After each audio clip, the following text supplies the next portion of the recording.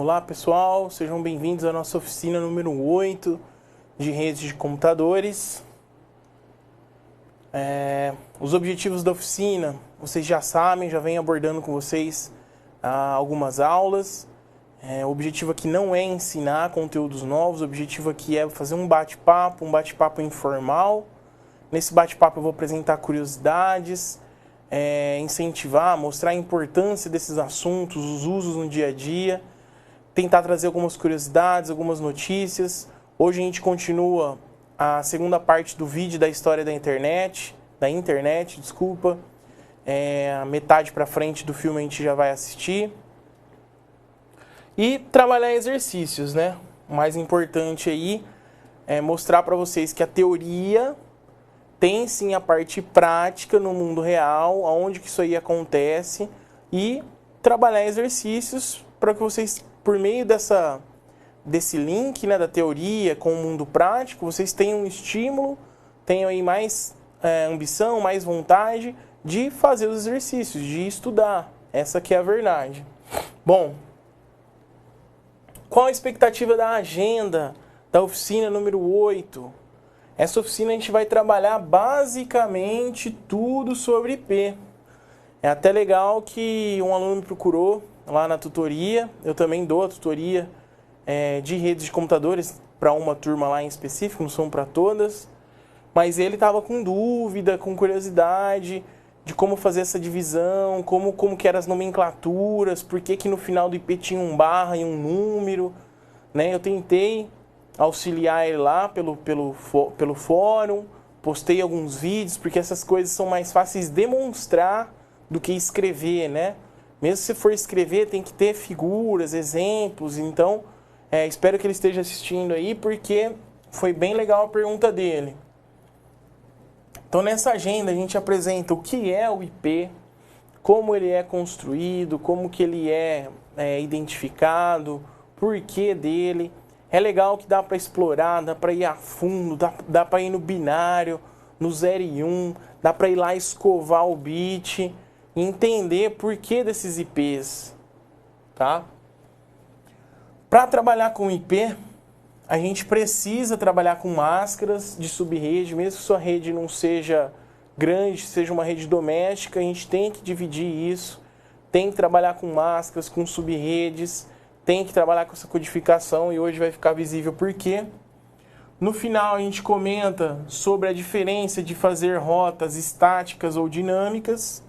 E por fim, 2 serviços, protocolo e serviço, né? DHCP é um protocolo, DNS é um serviço, que são muito usados nas redes, aí também desde pequenas, médias, grandes, o conceito é o mesmo. Que o DHCP ele faz a atribuição automática desses IPs. Então, pensa comigo. Primeiro eu tenho que saber o que é IP. Se eu tiver subrede, ou mesmo que eu não tenha, eu tenho que trabalhar pelo menos com os conceitos de máscara. Para chegar aqui no DHCP e fazer uma atribuição automática de IP, sem esforço, sem precisar ficar configurando manualmente cada máquina. Imagina, eu tenho uma rede com 100 máquinas. Imagina se eu tiver que passar na 100 configurando a rede. Qual que é a chance de eu colocar um IP repetido, dar conflito, derrubar minha rede, parar a produção, enfim. Para administrar isso aí fica ruim, não fica seguro. Então a gente deixa essas atribuições automáticas. Só que para fazer essas atribuições automáticas, vocês têm que conhecer o que é IP, o que é máscara, o que é rede, subrede, essas notações, tá? Para quando você for documentar, quando você for criar os documentos de arquivar, para amanhã ou depois você dar uma manutenção, ou uma pessoa diferente dar uma manutenção. E o DNS é para nomes, né? Para você não ficar toda hora falando em IP, que é difícil memorizar. Você pode começar a dar nomes para as máquinas e usar serviços de rede baseado nos nomes das máquinas, sem precisar trabalhar com IP. Aí vai da criatividade. Você quer amarrar com o nome do usuário? Não aconselho. Amanhã depois aquele usuário não está mais na empresa. Então, geralmente, a gente organiza por nome de departamento, e aí vai colocando variação de estação, né? Compra 01, compra 02, compra 03, faturamento 01, faturamento 02, faturamento 03. Faturamento gerência, faturamento diretoria, faturamento usuário. Então, depende muito do gosto aí do administrador. Mas, independente do gosto, ele tem que ser organizado, ele tem que criar um modelo, um protocolo, né? Aproveitar que a gente está falando de protocolo, para nomear, padronizar essas máquinas aí, para ficar fácil no dia a dia dele usar esse serviço. Então, uma aula bem interessante, bem rica de conteúdos. A gente também vai começar aqui com exercícios para medir aí se vocês estão aprendendo. Sem essa oficina, se vocês já iam conseguir responder. Se não conseguir, não tem importância. Eu vou fazer um breve overview aqui. A gente pincela esses assuntos e aí na sequência eu tenho certeza que vocês vão conseguir responder o exercício. Primeiro exercício. Em uma rede de computadores, para cada computador conectado, precisa obrigatoriamente de um endereço IP. Esse endereço tem que ser único e sem repetições. No entanto, nomes são mais fáceis de ser memorizados do que números. Qual dos serviços abaixo foi criado para permitir a associação de um nome como apelido para o endereço IP? Agora ficou fácil, hein? Se você estava antenado aí, se você prestou atenção, né, logo na agenda da oficina eu já até dei a dica aí do que era. Será que esse serviço é o DNS? Será que esse serviço é o DHCP? Será que ele é o TCP? Será que ele é o IP? Ou será que ele é o OSI? Tem alguma técnica esse exercício? Não, não tem. De novo, eliminação. Não tem nada de verdadeiro, falso, sim, não, associe, lacuna. Não tem muita técnica. Então você vai indo por eliminação. Será que o OSI tem alguma coisa a ver? De repente já elimina ele. E vai deixando. Com cada alternativa que você tenha 100% de certeza que não é, você já risca ela das opções. Por quê? Porque a sua probabilidade, mesmo que você não saiba a resposta, aumenta. Antes você tinha 5 alternativas. Você tinha 20% de chance se você chutasse. Se você eliminar uma alternativa, você já cresce para 25% de chance. Se você eliminar outra, você fica lá mais ou menos com 33% de chance de acerto. Se você conseguir eliminar mais uma, você fica com 50% de acerto no chute. Tá? Então essas dicas são para vocês não só usar aqui na faculdade, mas usar na vida aí fora, numa prova, numa disputa de emprego, num concurso. Cada vez que vocês eliminam aqui uma alternativa, sua probabilidade cresce. Mas não adianta se você, não tenho certeza, mas eu acho que não é TCP. Bom, eu acho, já não elimina. Porque se for a resposta, você pode deixar só duas, 50% você não vai acertar. Porque você já eliminou a resposta certa. Então só eliminem se tiver total certeza. Se não tiver certeza, deixa ela ali. Se tiver tempo, releia o enunciado. Tenta ver se tem alguma pegadinha, se aquilo ali faz sentido.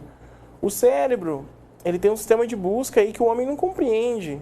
Então, às vezes, se você lê de novo a pergunta com mais calma, agora que você já sabe as alternativas, talvez ele vai te dando flags aí, falando, opa, essa aqui parece que tem a ver com o contexto. Opa, essa outra aí parece que eu nunca ouvi nesse contexto, não. Tipo, com IPs, quando a gente fala de IP, máscara, subrede e tal, a gente não fala sobre camadas, OSI, TCP, IP. Então, de cara, você já consegue ir eliminando OSI, TCP. Então, o próprio cérebro faz isso. Lógico, ele só faz se você treinar ele. Só faz se você fizer seu papel, que é estudar antes. Então, fica a dica aí do primeiro exercício. Segundo exercício, ó. Em uma rede de computadores, de novo, mesmo enunciado, parecido, ó. Conectado precisa obrigatoriamente ter um endereço específico, único, sem repetições. Qual dos protocolos abaixo foi criado para registrar e gerenciar os endereços IPs, facilitando assim a configuração de forma automática e dinâmica? Então aqui a gente estou procurando trabalhar com vocês várias palavrinhas forma automática, de forma dinâmica. Às vezes num concurso só cai de forma dinâmica. Você fala, nossa, de forma dinâmica, o que é dinâmica, dinâmica, dinâmica? De forma automática, né? Já vai pro sinônimo dele. Tem técnica? De novo, não tem. O exercício em si não tem. Aí você vai para as técnicas tradicionais, eliminar as que não têm a ver com o assunto. Ah, mas tem, tá próximo da área. Ainda bem, né? Isso aí é para realmente ter. Mas será que dentro daquele assunto específico, dentro de automático, configuração, estático, dinâmico, será que tem alguma coisa a ver? De novo aqui o OSI? Não, né? O OSI tem a ver com rede, mas não necessariamente com dar números, IPs para essa rede de forma automática. Então vai eliminando e vai aumentando sua chance. Para quem não lembra, não tem importância. A gente vai passar aqui por alguns slides, fazer um overview, vocês vão relembrar. Primeira coisa é a notação. Nós, seres humanos, trabalhamos no mundo real, no dia a dia, com números decimais. Então, ó, nós, humanos, trabalhamos com números decimais, que variam aí de 0 até 9. Agora, os computadores, as máquinas, trabalham com a notação binária, que aí a variação é só de 0 a 1. Então, enquanto eu, ser humano, conto 0, 1, 2, 3, 4, 5, 6, 7, 8, 9. Quando acaba as probabilidades dos números, as sequências, eu aumento uma casa e começo a contar de novo. 10 é 1 e 0. 11 é 1 e 1. 12 é 1 e 2. Então, eu vou crescendo as unidades. Quando chega ao fim, eu aumento a dezena. Vou crescendo as unidades, chegou ao fim, aumenta a dezena. Quando acabar a dezena, aumenta a centena. Então é assim que os seres humanos contam. E o computador? O computador conta só com binário. 0, 1. Acabou. 0, 1. E depois? Aumenta para dezena, 1. Vai para o primeiro que era 0. 1, 1. Acabou a combinação. Não tem outra combinação. Não tem outro dígito. Aí você cresce mais um dígito. 1, 0, 0. Né? Então, assim, vai indo assim, ó. 0, depois 1, depois 1 e 0, depois 1 e 1, depois 1, 0 e 0. Bom, isso estamos falando só de base. Como que é o IP? O IP ele é dividido, independente se é binário ou se é decimal, em 4 partes. Nós, seres humanos, falamos em decimais. É mais fácil. Então, eu falo assim, 128 pontos, para separar o grupo aqui. 10 pontos, 2 pontos, 30.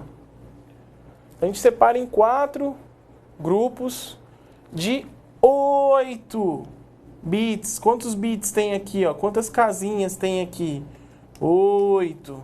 Se eu pegar base binária, elevar a 8, que são 8 caracteres aí dentro, me fala que cada agrupamento desse aqui, eu posso representar valores que variam de 0 até 255. Então a conta é simples. Pensa num cadeado. Você tem um cadeado, ele tem um dígito cadeado. Você está aqui no sistema do ser humano. Você pode contar de 0 a 9. Então, você vai tentar o cadeado 0, 1, 2, 3, até o 9. São 10 possibilidades. Se o cadeado tiver 2, como que você faz? Vai 0, 1, 2, 3, 4, 5, até 20. Como que você faz para chegar na conta? Base, 10, que é do ser humano, elevado a quantos dígitos tem aquele cadeado? 2. 10 elevado a 2, é 100. São 100 combinações. Só que o 0 conta, então é 100 menos 1, de 0 a 99. Binário é a mesma coisa. Base 2, elevado à quantidade de dígitos. Quantos dígitos eu tenho aqui dentro? 8. 2 elevado a 8 é 256. Só que ele conta de 0 a 255. Então, cada agrupamento desse aqui pode receber um valor de 0 a 255. Que para o computador, já fica a curiosidade, quando ele transmite na rede, ele só pode enviar 1 e 0, 1 e 0, 1 e 0. Que é um sinal, né, de corrente. Tem corrente? Não tem corrente. Tem corrente? Não tem corrente. Tem tensão? Não tem tensão. O computador geralmente trabalha aí com... Os componentes do computador, né, trabalham com 5 volts. Tem alguns com 7, com 9, com 12. Por isso que tem uma fonte variável ali no seu computador para ir fazendo essas conversões. Então, isso que é as curiosidades que eu quero mostrar para vocês. Por que vocês estudam base? Por que estuda binário? Por que tem o computador? Como que ele transmite na rede? Teoria eu sei que vocês sabem, mas essas curiosidades que talvez vocês não saibam. E aí, quando você começa a ver elas, você começa a enxergar a disciplina com outros olhos, começa a dar mais valor, começa a ter mais interesse, começa a aprofundar mais e é aí que aprende. Tá? Então, é bem legal essas curiosidades aqui. Tá, um IP então eu posso falar que ele tem 32 bits. Que se eu lembrar aqui, ele tem 4 grupos de 8 bits. 32 bits. Um IP, quando eu olho só para um número de IP, que nem aquele anterior, eu não consigo saber qual rede eu tô, qual subrede eu tô, que IP que é.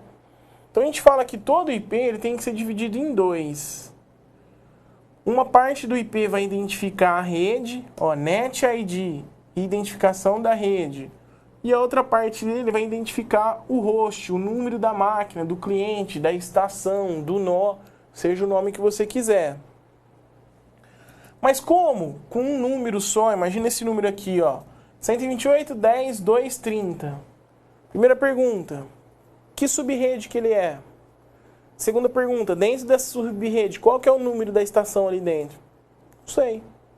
Olhando para esse número, não sei. Eu preciso de uma informação a mais. Essa informação a mais é a máscara de subrede. A gente tem aqui, ó, as principais classes, ó, A, B, C, D e E. Essas classes existem para definir, dentro de um IP, quantas estações eu tenho e quantas redes eu tenho. Então, na classe A, eu tenho um volume maior de possibilidades de estações com um volume menor de redes. Então, seria assim, eu tenho poucas redes, vamos supor, 100 redes. Dentro de cada uma das 100 redes, eu posso ter milhões de estações. Dentro de cada uma das subredes. Só que dependendo do tamanho da empresa, da corporação, de repente até um provedor, você precisa ter mais redes. Então você tem um número maior de bits para redes, um número igual aí para estações. Então aqui é um equilíbrio, né? A mesma quantidade de subredes, mesma quantidade de IPs. Então eu tenho, por exemplo, 500 estações, 500 subredes. Dentro de cada subrede eu tenho 500 estações. Existem alguns casos que eu preciso ter um maior volume de redes, aí inverte, ó. O C é o inverso do A. O A eu tenho pouca rede, bastante cliente. O C eu tenho bastante estação e pouco cliente. Tem inclusive redes, ó, D, por exemplo, classe D, ó, que você tem quase todos os IPs aqui dedicados para rede. Isso se chama de multicast. E a classe E, ela geralmente é reservada para aplicações específicas, aí não vem muito ao nosso caso. As mais comuns no dia a dia é A, B, C. De nós aqui, criar uma rede, ter acesso a uma rede, gerenciar uma rede, geralmente vai ser A, B, C e muito provável A. Né? As empresas que a gente trabalha, um porte, A já atende, ter poucas subredes. Eu tenho uma subrede para o departamento do faturamento, uma para compra, uma para o financeiro, uma para o estoque, uma para a recepção, uma para a diretoria. Acabou subredes, poucas. Dentro de cada subrede eu posso ter vários computadores. Bom, aqui está mais detalhado, vou deixar aí o material para vocês analisam com calma, para entender quantos bits participam da configuração da rede, quantos bits são estações. Então, a classe A, ó, você pode ter 126 redes e 16 milhões de estações dentro de cada uma das redes. Então, já é legal para trabalhar. A B, você tem mais redes, ó, 16 mil redes, com 65 mil estações dentro de cada rede. Será que você vai trabalhar com isso no dia a dia? Classe C, ó, você tem um número maior de redes e um número menor de clientes. E assim vai. Vamos para a segunda parte do vídeo. Depois a gente volta. Dou mais um gásinho aí nesse overview e a gente faz os exercícios, tá ok? Até mais.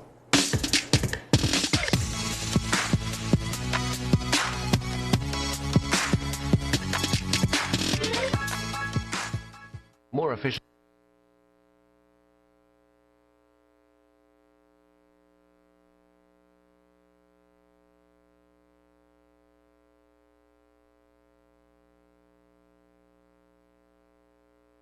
The specific feature of the TCP is the verification of the file transfer. Let's take a short detour to England. Since the NPL network was designed on a commercial basis, a lot of users and file transfer were expected. In order to avoid congestion of the lines, the sent files were divided into smaller packets, which were put together again at the receiver. Packet switching was born.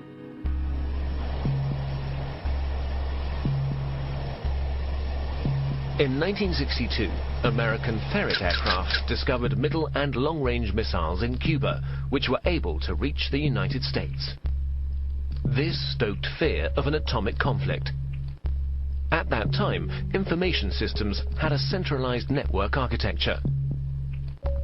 To avoid breakdown during an attack, a decentralized network architecture had to be developed, which, in case of loss of a node, would still be operative. Communication still used to work through radio waves. That would have caused problems in case of an atomic attack. The ionosphere would be affected and the long-wave radio waves wouldn't work anymore. Therefore, they had to use direct waves, which, however, don't have a long range. A better solution was the model of a distributed network. Thus, long distances could be covered with a minimum of interference. Another milestone followed with the development of the French network Cyclades. Since Cyclades had a far smaller budget than ARPANET, and thus also fewer nodes, the focus was laid on the communication with other networks. In this way, the term Internet was born. Moreover, Cyclades' concept went further than ARPA's and the NPLs. During communication between sender and receiver, the computers were not to intervene anymore, but simply serve as a transfer node. Cyclades' protocol went through all machines using a physical layer that was implemented into the hardware, providing a direct connection with the receiver, an end-to-end structure. Inspired by the Cyclades network and driven by the incompatibility between the networks, their connection gained in importance everywhere.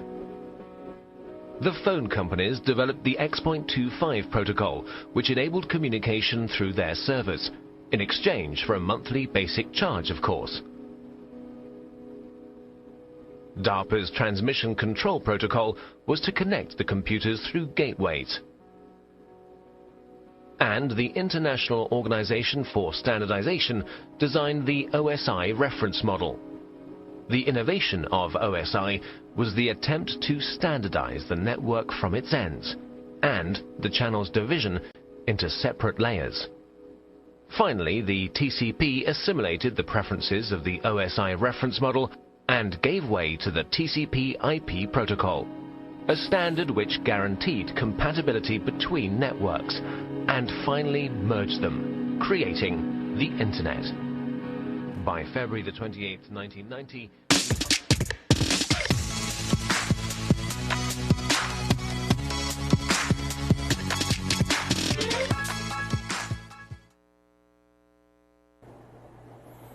Fala pessoal, espero que vocês tenham gostado, viu que realmente a história que a gente contou bate, né? Então bate mundialmente, isso que é importante. Bom, vamos para as máscaras então. Como eu estava falando, se você olhar para um IP, você não sabe a que rede ele pertence, a que estação ele é dentro daquela rede. Para isso existem as máscaras que têm que ser usadas junto com o IP. Por exemplo, eu pego esse IP aqui, pego essa máscara aqui. aonde tem um valor 255, nesse primeiro agrupamento aqui. Aonde tem 0? No segundo, no terceiro e no quarto. Então, o 0 identifica computadores. Então, tudo, se eu olhar para um IP, essas 3 casas aqui, ó, então essas 3 casas aqui do meu IP representam, opa, faltou uma aqui, ó, representam a estação dentro da rede. Então, 255 me fala que é a rede 20. A rede 20, ó, lembra que eu só tenho 4 classes, A, B, C, D e E, 5, né? Esse aqui é a configuração da classe A. Então, eu poderia ter 255 redes aqui, eu estou dentro da rede 20. A rede 20 e a identificação, qual computador dentro dela? Computador 4.65.32. Quer saber a rede? Pega os 255, ó. Os dois primeiros números são a rede. Os 2 últimos, o computador. Então, por isso que todo IP precisa ter uma máscara. Aí você coloca um embaixo do outro e vê. Quantos são 255 é a rede, quantos são 0 é a identificação do computador. Aqui apenas um exemplo de quando você tem um IP e uma máscara. Fisicamente, para os curiosos aí, é feito uma porta AND. Então você vai fazendo 1 com 1, 1 e 1, 1 e 1, 1 e 1 é 1, 0 e 0 é 0, 1 e 0 é 0, 0 e 1 é 0. Então só quando é 1 e 1 é mesmo 1. Então a gente vê que porta AND é usada com o IP e com a máscara. Você faz uma porta E e descobre tudo isso. Muito legal. E roteamento? A gente já discutiu algumas vezes aqui que o caminho curto nem sempre é o mais rápido, às vezes ele está muito congestionado, o caminho mais longo pode estar mais aliviado, né? Para eu definir essas rotas, eu posso definir estático ou dinâmico. Estático, eu tenho que configurar os roteadores para falar, ó, roteador do departamento de faturamento, você comunica, antes de comunicar com a minha central, você vai passar lá pela compras. Eu tenho que fazer isso fisicamente, configurar, para logicamente funcionar. Eu não aconselho, tá, pessoal? Se vocês comprar um dispositivo bom, um roteador bom, ele mesmo vai mapear todas as rotas, vai identificar naquele instante de tempo quem está menos congestionado e vai fazer. Mas existem gostos e gostos, né? Às vezes o cara quer controlar isso aí. Então, essa que é a diferença das duas. O DHCP, ele faz a atribuição desses IPs automaticamente, é um protocolo. Então você configura um servidor que quando uma máquina liga, ela vai lá no servidor e fala, ei, servidor, me dá um IP aí. Aí o servidor dá um IP para essa máquina. Então, quem faz isso é o DHCP. E o DNS? O DNS, para você não ficar falando em nome toda hora, em número toda hora, você pode falar em nome, certo? Então, um site, por exemplo, é mais fácil de memorizar do que um número. Aquele site que você está acessando, UOL, Terra, sei lá qual for, ele é um número de IP único, que ele está na internet. Mas imagina você ficar navegando por número, é difícil, então você navega por nome. O mesmo acontece nas redes internas. Você pode navegar por IP, mas é mais fácil você navegar por nome. Então isso nos dá aí o gabarito, os conteúdos aí para a gente conseguir fazer os exercícios. Tem aí para vocês testarem um comandinho nslookup, que aí você dá um nome de um site, ele te retorna o IP, bem legal, hands-on, ó. Coloquem a mão na massa, pratiquem, digitem no Google aí, nslookup, como usar, vocês vão ver um exemplo e vão testar isso aí. Aqui, ó, se eu der um nslookup, ó, no site do Google, ele me retorna qual que é o IP. Vocês podem fazer esse teste aí. Sobre o primeiro exercício, então, qual dos serviços foi criado para permitir associar um nome como uma espécie de apelido para um número de IP? Aí ficou fácil, né, pessoal? DNS, né? A resposta. E o próximo, qual protocolo abaixo foi criado para registrar e gerenciar os endereços, facilitando assim a configuração de forma automática e dinâmica? Protocolo DHCP. Servidor DHCP. Tá ok? A gente vai ficando por aqui. Obrigado e bons estudos.